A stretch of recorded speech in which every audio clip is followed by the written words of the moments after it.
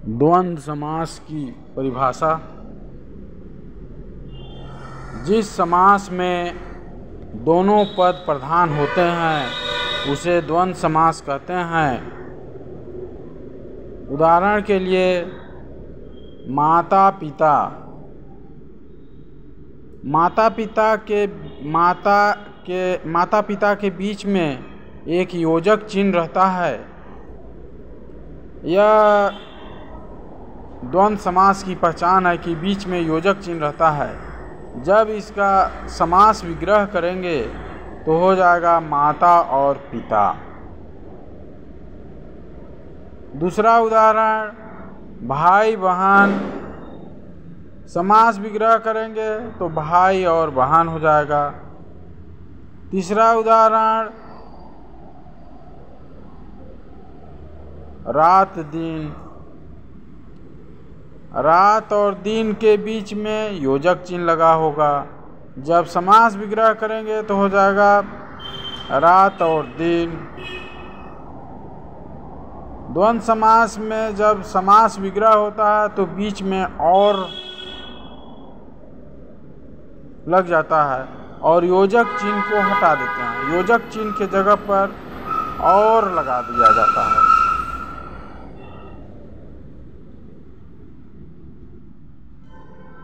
कर्मधारय समास। कर्मधारय समास जिस समास में पहला पद विशेषण और दूसरा पद विशेष्य होता है उसे कर्मधारय समास कहते हैं। उदाहरण के लिए पहला नील गाय। नील गाय में नील शब्द पहला शब्द जो है विशेषण है और गाय विशेष्य है। विशेष्य की विशेषता बता रहा है विशेषण।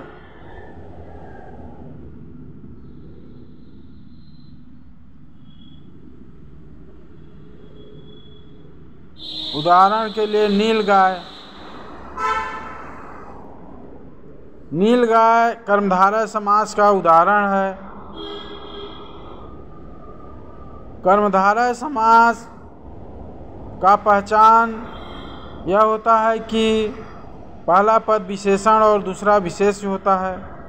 नील गाय में नील शब्द विशेषण है गाय की गाय जो है नीला है।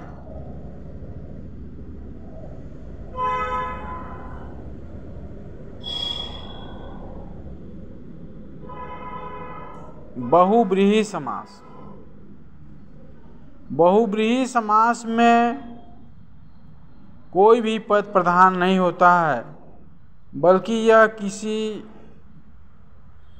तीसरे पद की प्रधानता होती है बहुव्रीहि समास में। जैसे दशानन। दशानन समासिक पद है और जब इसका विग्रह करेंगे तो हो जाएगा 10 हैं आनन अर्थात रावण। दूसरा उदाहरण है पीताम्बर। पीताम्बर समासिक पद है।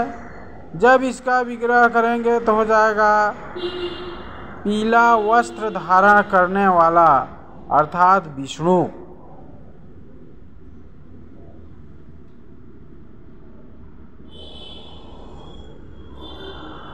बहुव्रीहि समास का अगला उदाहरण है लंबोदर।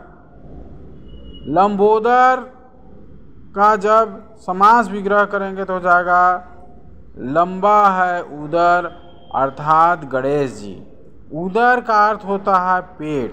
गणेश जी का पेट लंबा है। गणेश जी का पेट लंबा होता है।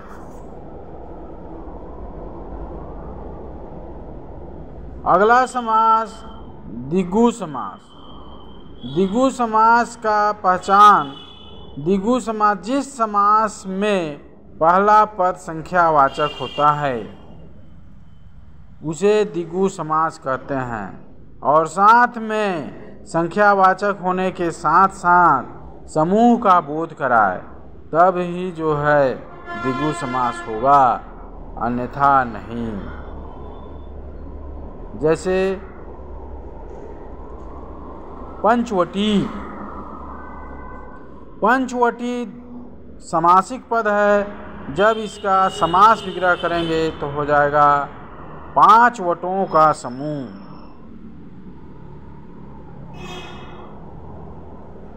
वट माने होता है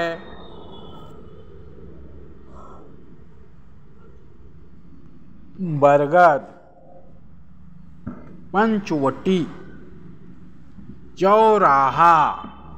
चौराहा समासिक पद है, जब इसका विग्रह करेंगे तो हो जाएगा 4 राहों का समूह। त्रिभुवन। त्रिभुवन द्विगु समास का समासिक पद है, जब इसका विग्रह करेंगे तो हो जाएगा 3 भुवनों का समूह। द्विगु समास में ध्यान देने योग्य बात यह है कि द्विगु समास में पहला पद संख्यावाचक होने के साथ साथ समूह का भी बोध कराए, तब होगा द्विगु समास, नहीं तो नहीं होगा। अव्ययीभाव समास में पहला पद प्रधान होता है और वह अव्यय होता है। जैसे यथाशक्ति, जब समास विग्रह करेंगे तो हो जाएगा शक्ति के अनुसार।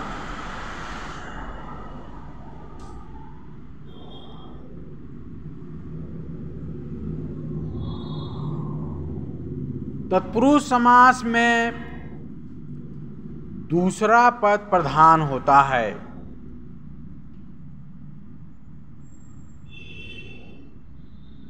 उदाहरण के लिए राजपुत्र, जब समास विग्रह करेंगे तो हो जाएगा राजा का पुत्र। राजपुत्र का समास विग्रह होगा तो हो जाएगा राजा का पुत्र।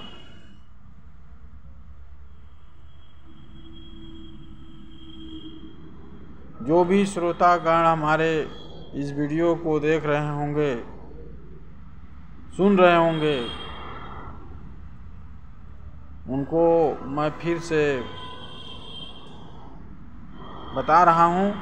अव्ययीभाव समास में पहला पद प्रधान होता है, तत्पुरुष समास में दूसरा पद प्रधान होता है, द्वंद्व समास में दोनों पद प्रधान होता है, द्विगु समास में पहला पद संख्यावाची होता है, अर्थात संख्या का बोध कराए। कर्मधारय समास में पहला पद विशेषण, दूसरा पद विशेष होता है।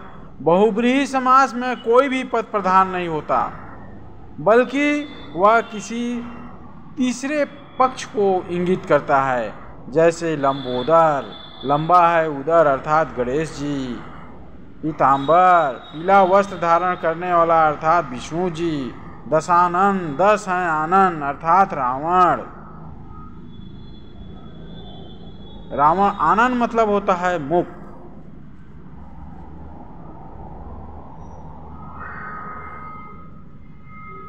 समास 6 प्रकार का होता है।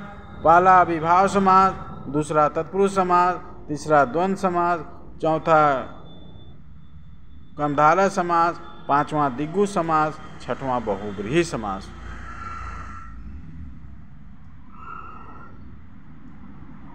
अगर श्रोता और दर्शक गण को समास में कहीं भी कंफ्यूजन होगा तो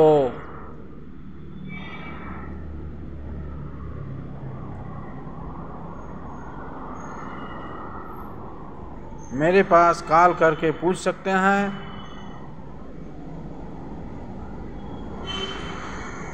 अपने मोबाइल में सब्सक्राइब ज़रूर करेंगे, लाइक भी करेंगे, ताकि मैं जो भी वीडियो बनाऊं आप तक पहुंच सके। कक्षा 8वीं, 9वीं और 10वीं वाले विशेषकर ध्यान देंगे।